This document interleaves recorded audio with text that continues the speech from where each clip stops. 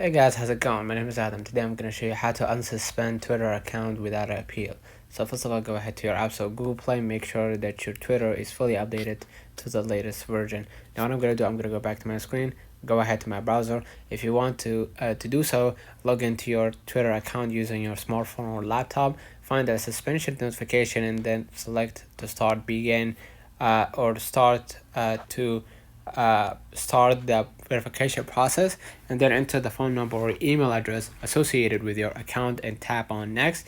Tap on the verification code and then click on submit or verify.